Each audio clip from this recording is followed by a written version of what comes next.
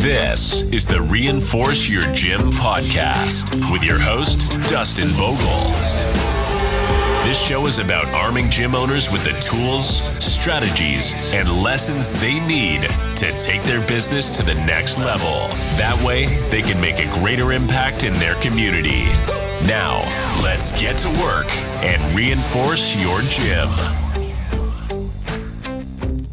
Hey guys, welcome to another episode of the Reinforce Your Gym podcast. Today, I'm excited for our topic because there was one that I was talking about with the gym owner. I'm like, oh my God, this would make such a good podcast. So I'm going to just make notes of what we talked about and pass it on to you guys. You kind of get to have an inside look behind the curtain conversation that I had. And it was about if I went back and started a gym now. All right, let's call it 2025. Dustin goes and starts a brand new gym from scratch. How would he do it to maximize the profitability so the owner has the highest amount of take home to impact the client the most?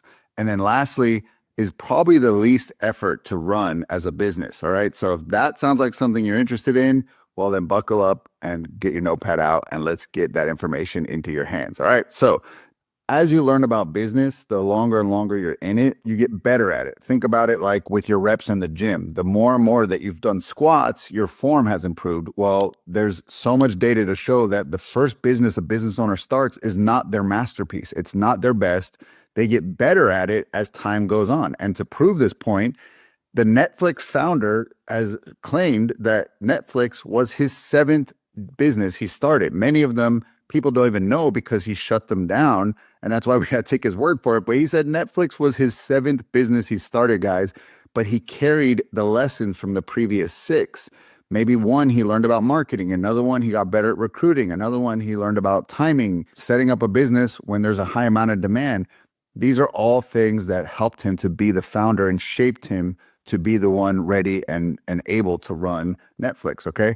Then also, there's good old Elon. If you guys don't know this, he had 4 companies before he founded Tesla, all right? And so those companies helped shape him. So all that to say, what I'm sharing with you is like all the businesses I've also started, they've shaped me to make these decisions I'm going to share with you. And then there's things that you probably could go back and wish you could start over with your business. But what I would like to share with you is that you can completely wipe the slate clean. There will be some uncomfortable conversations, right? With your clients, with your team, with your family. But if it's to create a better future, then hey, it's worth it, right? So that's what I wanted to kind of kick things off with. And if you guys don't know, my story, just the quick background is I scaled to 6 gyms in 6 years. And so I learned a lot of things that I would keep doing. I learned a lot of things I wouldn't do over again. All right. And so there's definitely some of that baked into these recommendations. So let's start from a zoomed out perspective. First, when I'm thinking about building this for another person, whether it's you, the listener, or if it was me, if I'm building this gym out, I would want to go and start with the end in mind. The end in mind at the beginning when I first opened my gym was I just wanted to help people and be my own boss. That was my end in mind. I didn't know where I was going. I didn't know what my revenue goal was. I didn't know my member count goal. So I would start there. All right. And so I would say, hey, the ideal situation that I would love to have someone build out for themselves is to build out a $3 million business with 30% margins. Okay. So that would be my ideal situation now. If I can go back and start gyms today, I don't want to impress that upon you and say that's your goal for your life. We all have to have our own vision, but that would be what I would be aiming for right now is like, hey, we're going for a $3 million business to start and 30% margins, which is a $1 million take home, right? And to get there, I would aggressively need to scale from 1 to 3 locations, building basically $3 million gyms to get to that $3 million run rate.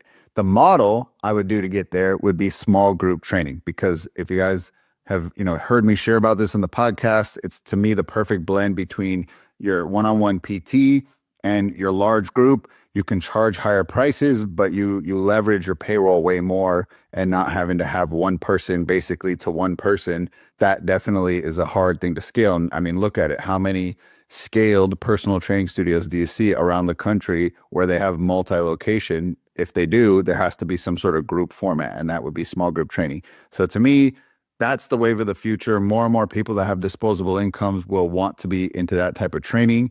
And the good news is you can chase quality over quantity. You can have less people and you can make more as a gym owner, right? And so that would be my ideal situation. Again, don't take that as the only way to grow a gym. I know gyms with $1 million facilities that have large group training, gyms with $1 million open access gyms. I'm just telling you what I would do, with my skills, my expertise, my background. Now, pricing, I would charge $75 a week, comes out to $300 a month for them to get 3 small group sessions a week. $75 a week is $25 a session. That is a smoking deal, guys. Like, that is crazy awesome. And so I'm happy to charge that for small group training 3 times a week. Option B would be unlimited. We'd be open 6 days a week, closed on Sundays.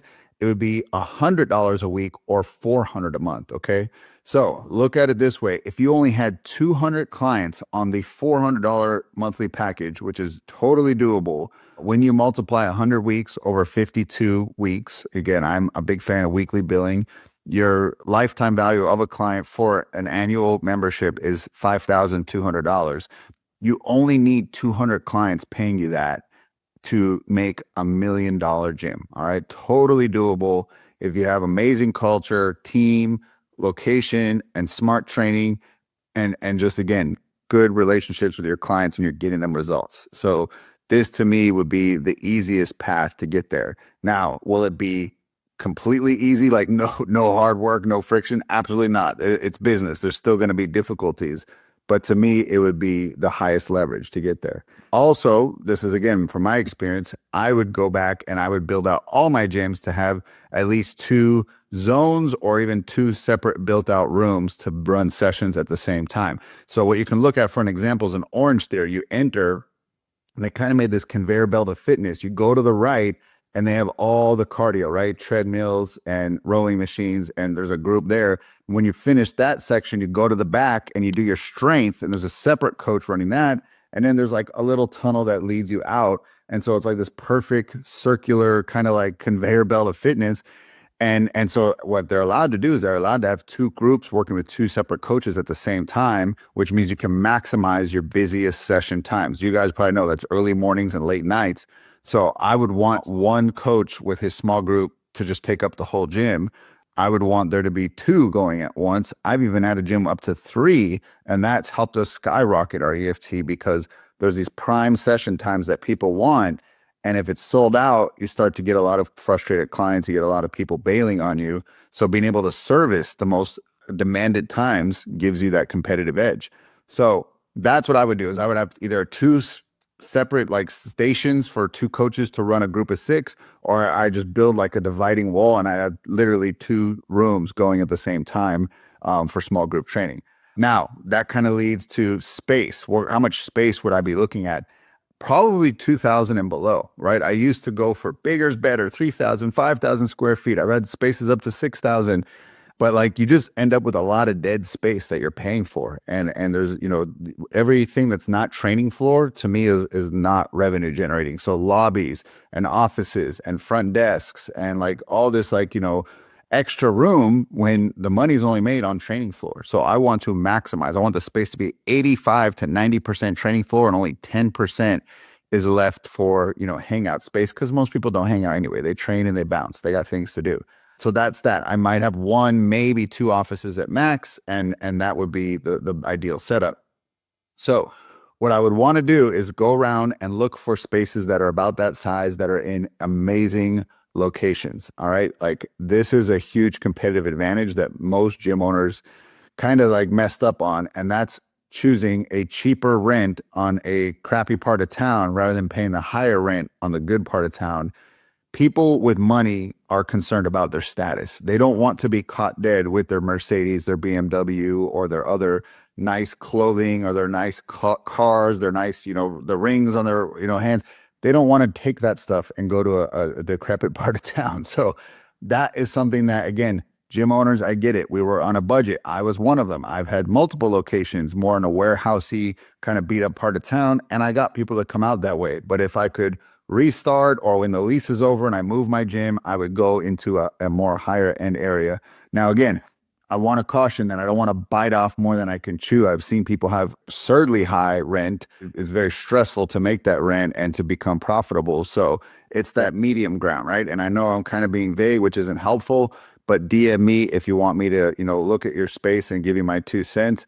But it's one of those things that, I know I'm saying it's like the Goldilocks zone. You don't want it super cheap and in a beat up part of town. You don't want it so crazy expensive that it's going to be hard to become profitable. Like, I'm just really looking to be in a good traffic area where, it's really easy to get to off of a freeway or a major road.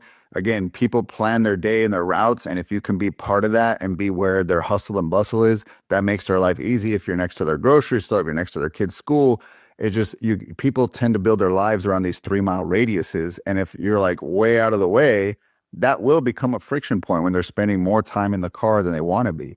So that's how I'd pick a location. Ideally, would want to be in a less competitive environment. I know if you're in any major city, that's going to be difficult, but I guess I'm saying competition around small group training. There could be other gyms, but I want to own small group training, or at least be quick to gather up a lot of market share before competition moves in, because it eventually comes at some point. But man, if I can have a 2-year, 3-year, 5-year head start on any major competition, man, it's lights out. Good luck beating me, right? So that's what I'd be looking for. And I really like community-based cities, meaning not a city that people commute to and leave, because the people that commute to a city don't tend to think of that city as their hometown. So when they're at work and they're getting hit with ads, they're like, oh, that's not me. I don't live in this area. I just come here to work. And they go back to their community city. That's where I'd rather have the gym, is near the homes, near the communities, because people have a sense of pride and they want to buy from businesses in that community. They don't tend to want to go to the downtown busy district and do business there with various companies, right? So like, bring it into the community-based cities and towns, and that's where you're going to win. Gym owners, let's be real. You don't love lead follow-up, and that's why I started Gym Reinforcement, so you can pass it over to us, because that's probably not why you started a gym. That's not what you love to do in business, is to chase leads down all day long. Well, hey, hand that over to me and my team of remote sales reps. We're going to text them, call them, email them, social media, DM them. We're going to do all the channels so that you don't got to worry about it, and they're going to get reached out to quickly. And that is what we do at Gym Reinforcements. Now, here's the thing. There's a lot of AI and bots and automations out there that can reach out to your leads, but let's be honest, it's not very good, and people can tell right away. You probably would rather to have human to human customer service from start to finish, meaning from when they opt in to when they get serviced by your coaches. We want to have that exist throughout the whole client journey. So let us step in, let us engage your leads, let us sell them for you. And that way you can do what you do best and serve them and get them results. So if you want to book a call, go to gymreinforcements.com and we'll talk soon. All right. So next, with that, location, I want to make sure that I'm in an area where it has medium to high net worth individuals. Like, starting place, I'd say 70,000, and maybe take it all the way up to 150. And that would be the sweet spot, that they have the disposable income to afford these $300 and $400 packages. Now, let's go into lease. What would I negotiate in this lease? 3 to 6 months rent abatement. And I'd even be willing to sign a longer lease, meaning 5 or 10 years to get that, because I'm in here for the long haul. And what happens is I get more free time and I get lower rent. Usually when you commit to a longer lease, where we find ourselves getting kind of price gouged is we really are scared to go long term. So we sign a 1 or a 3-year lease, and they have the right to mark it up at that point. So check with them. You don't want to assume that that's the gospel. Make sure that that is, what they're willing to do. I've, in all honesty, had a landlord that I said, what would happen to the price if I signed up for 10 years? And he said nothing. And then I had landlords that were like, oh, we drop your rate by $1,500 a month. And so it's just that's where, again, negotiating comes in. So ideally 2,000 square feet or smaller, but I would probably want to go lower than 1,500, right? So that would be the sweet spot. 1,500, maybe 2,500 on the high end to maximize 2 sessions going at once.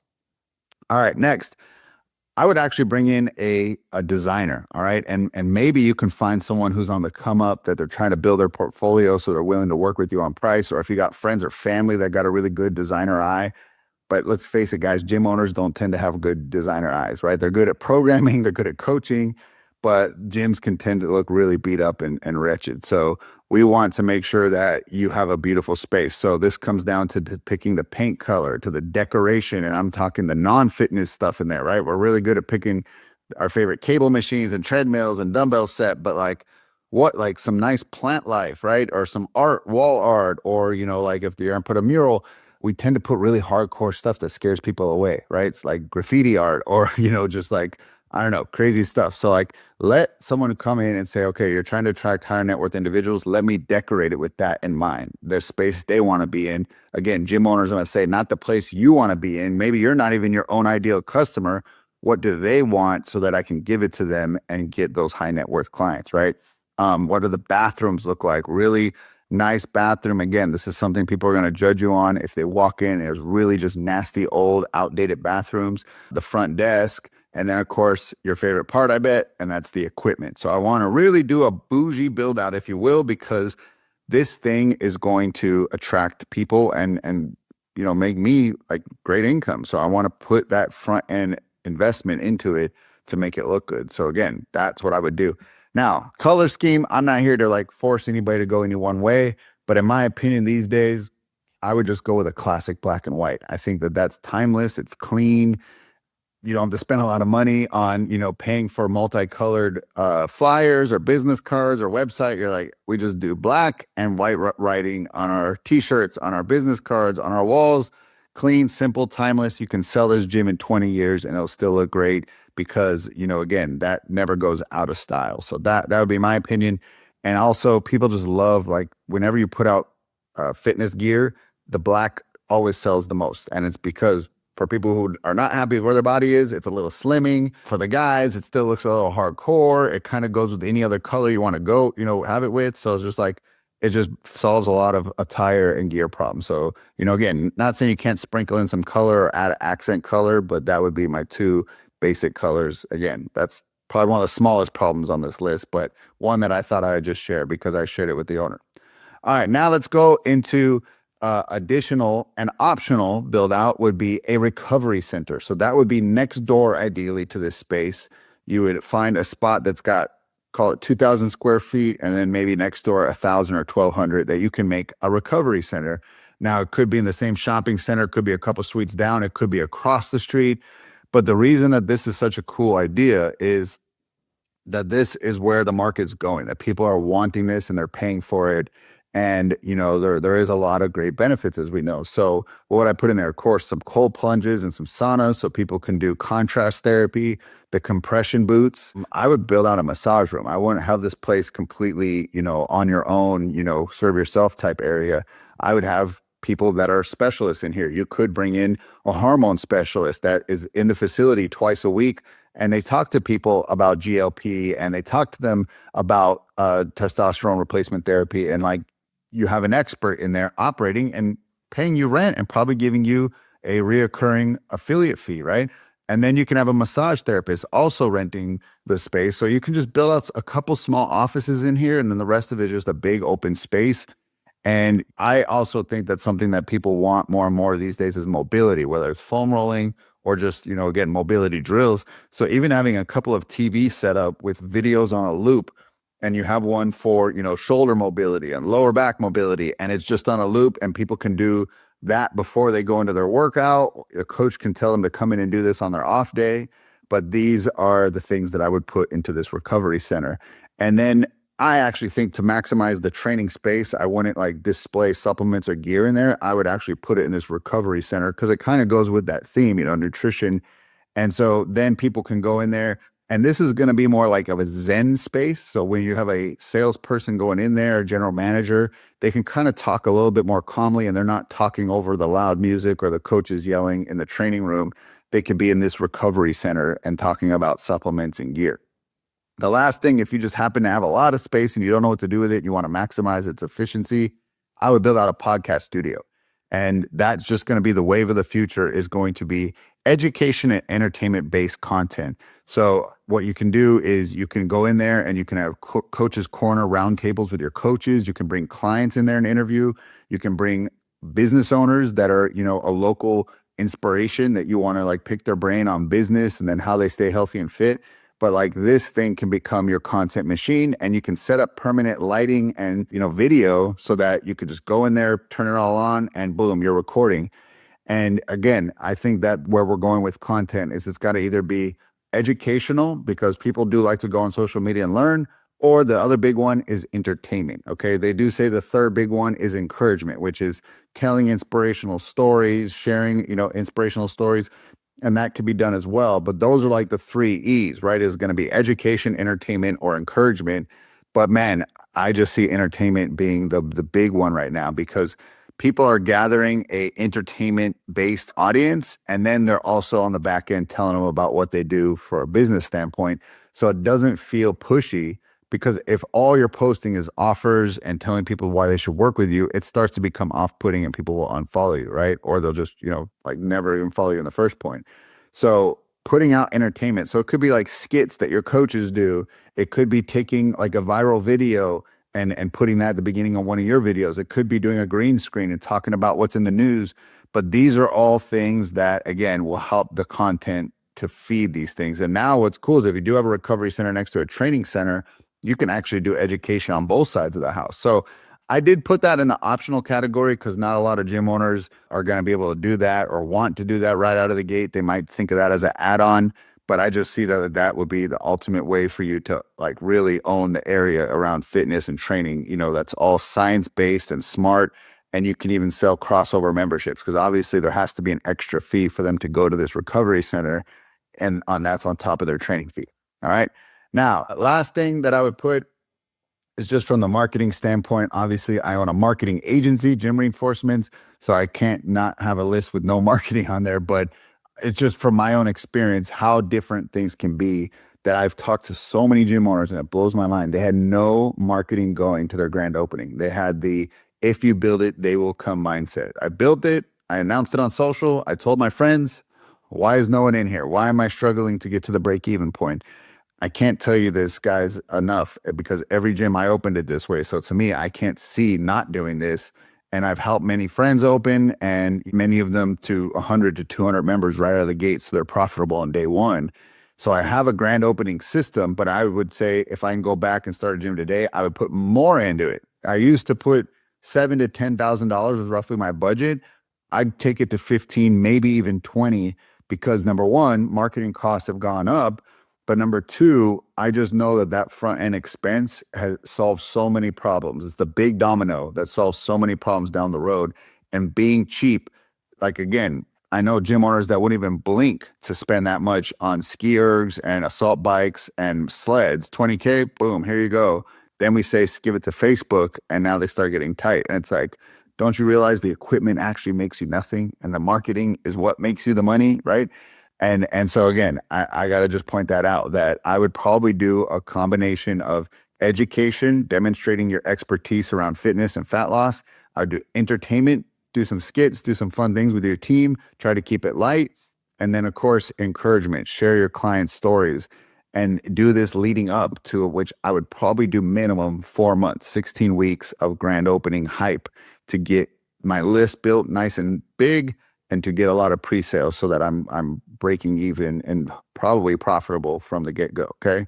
So that would be the checklist. I'm trying to get this to you in a short and concise way. I'm not trying to have any fluff. If you guys need any help with your grand opening, I'm happy to jump on a call with you. You can go to freecallwithdustin.com or send me a DM on Facebook or Instagram. But that would be how I would go back and start a gym now. All right. If you guys got any questions, reach out. We'll see you next week. Gym owners, I want to officially invite you into my free Facebook group just for you. It's called Fitness Sales Made Simple. And essentially, I'm sharing free resources in there all the time to help you grow your business. Doesn't matter to me if you ever work with Gym Reinforcements, you can gather all kinds of cool content and tools and resources. We have free webinar trainings, free guides, free lead magnets, free scripts that you can send out to make sales. And it's all in the group. So go ahead and click on the link in the description and you could get inside and get these free tools. See you on the inside.